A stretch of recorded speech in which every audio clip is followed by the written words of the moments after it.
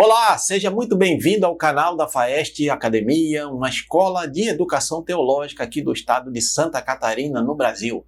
Eu sou o pastor Reginaldo de Souza e nesta videoaula apresentaremos subsídios da lição de número 9 do primeiro trimestre de 2023 da EBD, Revista Adultos, que tem como título O Avivamento Pentecostal no Brasil. O texto áureo diz assim: e os que ouviram foram batizados em nome do Senhor Jesus. E, impondo-lhes Paulo as mãos, veio sobre eles o Espírito Santo, e falavam línguas e profetizavam. Atos, capítulo 19, versículos 5 e 6. A verdade prática vai dizer: Deus derramou o grande avivamento pentecostal no Brasil. Ele pode avivar mais uma vez o seu povo. Leitura bíblica em classe encontra-se no livro de Atos dos Apóstolos, capítulo 19, versículos de 1 a 7. Muito bem, a introdução diz que a chegada do movimento pentecostal ao Brasil mudou a realidade espiritual deste país de forma inquestionável e irreversível, em termos de liturgia, proclamação do Evangelho, manifestação do poder de Deus com sinais, prodígios e maravilhas. Vindo dos Estados Unidos, os missionários Daniel Berg e Gunnar Wingre chegaram em terras brasileiras em 1910. Por instrumentalidade desses servos, Deus iniciou o maior avivamento espiritual em terras brasileiras. O avivamento pentecostal no Brasil é o que estudaremos nesta lição. Tópico 1. O movimento de Atos se repete no Brasil. Ponto 1. Pentecostes entre os salvos. Em Atos 19:2 há uma pergunta do apóstolo Paulo para os discípulos em Éfeso: recebestes vós já o Espírito Santo quando crestes? Essa pergunta também pode ser feita assim: tendo crido, recebestes o Espírito Santo? E, de outra forma, recebeste já o Espírito Santo depois que crestes? As modalidades da mesma pergunta revelam um fato de acordo com o contexto de Atos 19, de 1 a 7. Os discípulos de Éfeso foram batizados em nome do Senhor Jesus, isto é, já tinham a fé salvífica, já eram salvos. Em seguida, receberam o batismo no Espírito Santo por imposição de mãos do apóstolo Paulo. Veja que um acontecimento posterior ao acontecimento da salvação na vida deles. Ponto 2. A plenitude do Espírito Santo. Como vimos na lição anterior, há duas experiências distintas no livro de Atos dos Apóstolos. Primeiro, a experiência de salvação. Segundo, a experiência do batismo no Espírito Santo. Em Atos, capítulo 19, vemos essas duas experiências de maneira muito clara. Primeiro, os discípulos foram batizados em águas e depois receberam o Espírito Santo com imposição de mãos do apóstolo Paulo. Esse recebimento teve evidências físicas de línguas e profecias. A experiência do batismo no Espírito Santo é tão distinta da salvação que aquela pode ser identificada fisicamente por meio de línguas, como confirmação do dom de Deus. Foi o que aconteceu com os discípulos em Éfeso, na cidade de Éfeso. Então, o texto bíblico é bem claro em relação a essa distinção entre a experiência da salvação, do novo nascimento, e a experiência do batismo no Espírito Santo. Ponto 3. Chamados por Deus. Algo semelhante aconteceu aqui no Brasil por intermédio de Daniel Berg e Gunnar Wingre. Pela direção de Deus, os dois missionários suecos chegaram ao Brasil em 19 de novembro de 1910. No início do século XX, predominava a existência das igrejas históricas ou tradicionais. Consequentemente, havia muitos cristãos que experimentaram a salvação em Cristo, mas nunca haviam experimentado o batismo no Espírito Santo, tal qual os primeiros crentes em Atos dos Apóstolos. Deus usou Daniel Berg e Gunnar Wingre, seus servos, para mostrar a esses cristãos que eles não podiam mais ignorar a pessoa bendita do Espírito Santo, a terceira pessoa da Trindade. As experiências gloriosas de Atos dos Apóstolos passaram a se repetir em terras brasileiras. Era possível ser um cristão mais fervorosamente espiritual, com mais fervor espiritual. Tópico 2. O nascimento de um novo movimento. Ponto primeiro. A pregação do avivamento pentecostal. A pregação dos missionários chamou a atenção das igrejas tradicionais, causando incômodo e preocupação. Os missionários não foram bem aceitos pelos pastores das igrejas históricas. A irmã Celina de Albuquerque, membro de uma igreja tradicional, aceitou a mensagem do batismo no Espírito Santo e tomou a decisão de ficar em casa orando a Deus para que ele confirmasse, para que Deus confirmasse se aquela doutrina estava correta. A doutrina do batismo no Espírito Santo, da atualidade dos dons espirituais. Assim, a irmã Celina Albuquerque recebeu o dom de Deus e, por isso, é considerada a primeira brasileira batizada no Espírito Santo em nosso país. A primeira mulher, a primeira pessoa batizada no Espírito Santo no Brasil foi uma irmã, a irmã Celina Albuquerque. Outros irmãos se juntaram a ela e foram também batizados no Espírito Santo. Infelizmente, a direção da igreja da qual esses irmãos faziam parte não concordou com aquele avivamento espiritual e promoveu uma reunião para confirmar quem estaria de acordo com a mensagem dos missionários. Nessa reunião, nove irmãos se levantaram e foram convidados a deixar a igreja. Assim, inicia-se uma história de perseguição que marcaria o movimento pentecostal no Brasil. Então, esses 9 irmãos que eram dessa igreja tradicional, essa igreja histórica, eles disseram que acreditavam no que os missionários Daniel Berg e Gunnar Wingre estavam pregando, na pregação pentecostal, que eles acreditavam na atualidade dos dons espirituais, na doutrina do batismo no Espírito Santo, e conforme era ensinado ali no livro de Atos dos Apóstolos, eles acreditavam que era ainda para os dias atuais e por isso foram expulsos, foram desligados daquela denominação histórica. Ponto 2. Crescimento e perseguição. As perseguições contra os pentecostais eram grandes, conforme Jesus disse em Mateus 5,10. Elas se davam na esfera litúrgica, entre outras. Por exemplo, nos primeiros batismos em águas, no Pará, alguns inimigos da obra tentaram impedir o ato batismal. Há registro de que um deles até sacou um punhal para investir contra o missionário Gunnar Wingre. Foi a irmã Celina de Albuquerque quem impediu o crime, jogando-se na frente do meliante. Outros registros mostram que, em Mosqueiro, no interior do estado, uma casa de pregação foi cercada e apedrejada. Os crentes tiveram de sair para se proteger. Histórias como essas são abundantes no desdobramento do movimento pentecostal no Brasil. Houve muita perseguição, principalmente no interior, onde o povo era mais religioso, mais fanático, e muitos acontecimentos parecidos com esse, de apedrejamento, de incêndio em locais de culto, e pessoas que perdiam emprego, pessoas que eram perseguidas de várias maneiras, até os parentes não queriam mais, eram deserdadas, muitas pessoas foram deserdadas, e algumas foram expulsas de casa, pelo fato de aceitarem o evangelho de Jesus Cristo e o evangelho pentecostal. Mas Deus continuou fazendo a sua obra e a obra do Senhor continua avançando e continua avançando até os dias atuais. Entretanto, o Senhor deu muitos livramentos ao seu povo.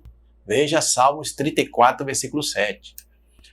Ponto 3. Curas divinas. Se houve perseguições e dificuldades no início da obra, também houve intervenções gloriosas de Deus na vida do seu povo. No diário de um pioneiro, uma obra escrita pelo missionário Gunnar Bingre, encontra-se o seguinte relato. Uma irmã foi curada de uma enfermidade incurável no lábio. Outro homem paralítico que estava moribundo e não podia mais falar foi curado e veio depois para nossos cultos.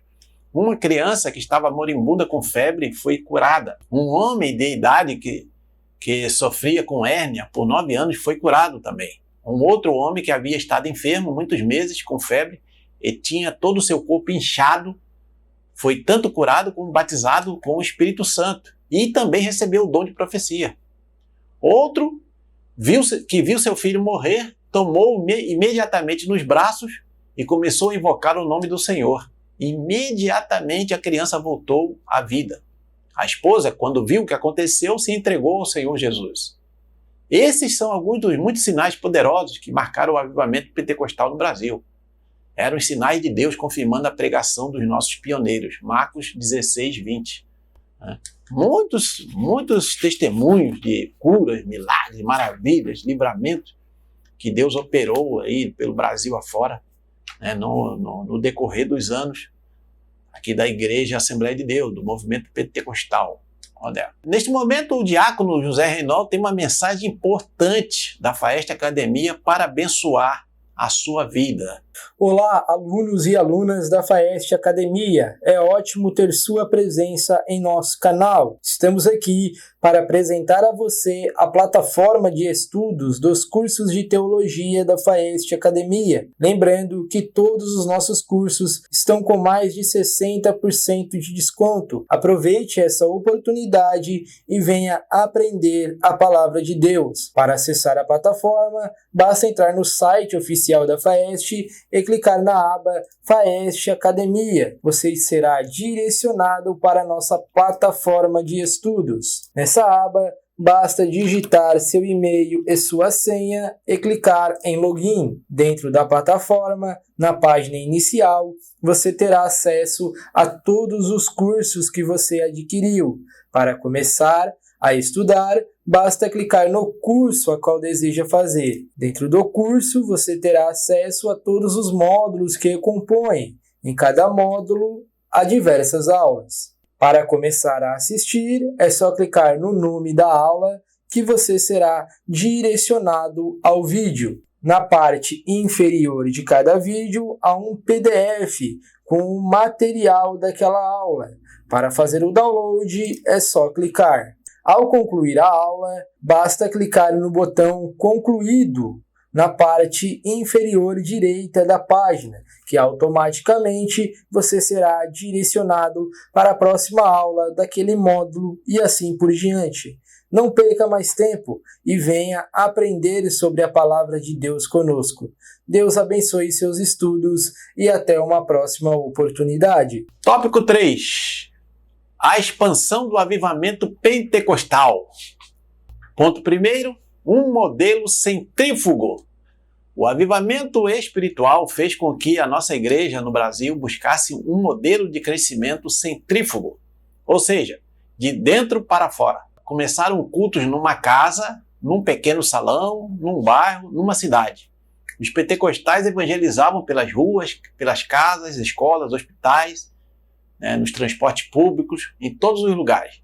Mais adiante, os irmãos buscavam um local mais amplo para atender à expansão da obra. E o Senhor salvava, curava, batizava do Espírito Santo, libertava muitas pessoas que estavam oprimidas por Satanás. O avivamento pentecostal foi crescendo de maneira nunca vista em nosso país. Estava acontecendo o que Jesus prometeu.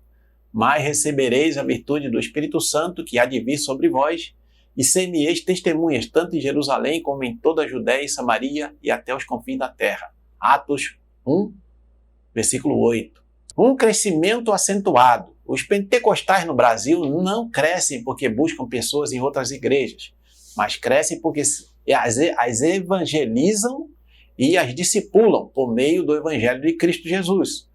Segundo dados do IBGE de 2010, dados que não estão atualizados ainda, os evangélicos eram constituídos em 2010 de aproximadamente 42 milhões de pessoas. Desse número, a esmagadora maioria é de tradição pentecostal. Certamente, a próxima pesquisa do IBGE, que está sendo feita, está sendo realizada, confirma a tendência de alta.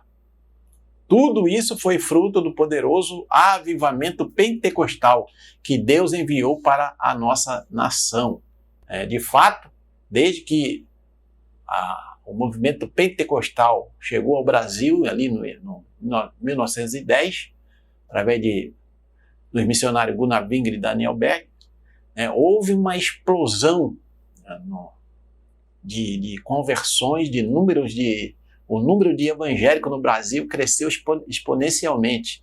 E hoje, uma coisa interessante que nós temos conhecimento desse fato é que praticamente em todas as comunidades do Brasil você vai encontrar um templo das Assembleias de Deus no Brasil. É impressionante. Em qualquer lugar, nas comunidades que você for, no Rio de Janeiro e nas grandes capitais, você vai encontrar pelo menos ali uma casa um ponto de pregação da Assembleia de Deus.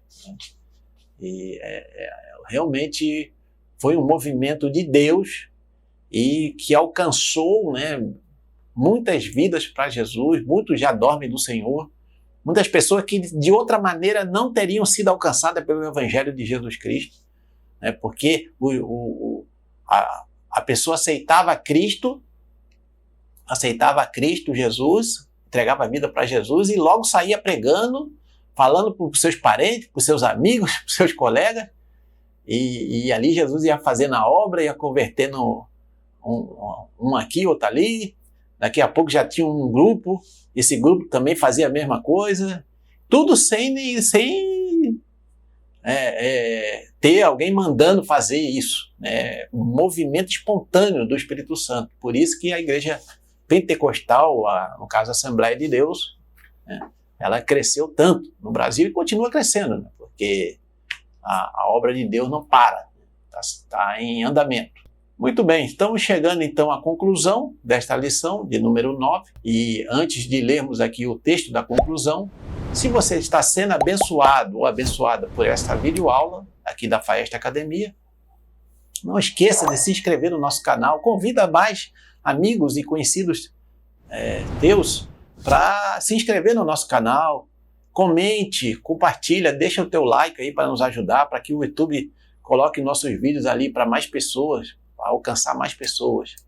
Nós estamos aqui propagando o reino de Deus, propagando o verdadeiro evangelho de Jesus Cristo, que salva, liberta, cura, batiza no Espírito Santo. Seja um missionário virtual, nos ajude a divulgar mais ainda a palavra do Senhor nesses dias do fim, porque muito breve o Senhor Jesus virá buscar a sua igreja fiel aqui na terra. Antes do avivamento pentecostal em solo brasileiro, o que dominava o cenário religioso era o sistema de doutrina das igrejas históricas, que não admitia o batismo no Espírito Santo, com sinal evidente de falar em novas línguas, bem como o exercício dos dons espirituais. Essas manifestações espirituais fundamentadas na palavra de Deus, são marcas do verdadeiro avivamento pentecostal no Brasil. É isso que nós cremos, no Evangelho completo. Temos o nome do Evangelho pentecostal porque remete ao Pentecostes, ao dia de Pentecostes, ali onde os 120 que estavam ali no cenáculo, em obediência à promessa que Jesus tinha feito de ficar em Jerusalém até que do alto fossem revestidos de poder. Esse mesmo Espírito Santo que foi derramado ali no cenáculo, no primeiro século, continuou operando ao longo da história da igreja. E no início do século XX, houve um grande derramamento do poder de Deus. O Senhor realmente fez coisas extraordinárias. E esse avivamento não foi só aqui no Brasil, em várias partes do mundo. E até hoje, vários países estão experimentando esse mover do Espírito Santo. Esse é o evangelho pentecostal, o evangelho completo, o evangelho que salva, que liberta, que cura os enfermos, que batiza no Espírito Santo, que concede os dons espirituais, né, conforme a vontade soberana do Espírito Santo, para a edificação do corpo de Cristo. Né? Então, esse é o conteúdo desta lição de número 9. Deus o abençoe e nos encontramos na próxima videoaula, querendo Deus.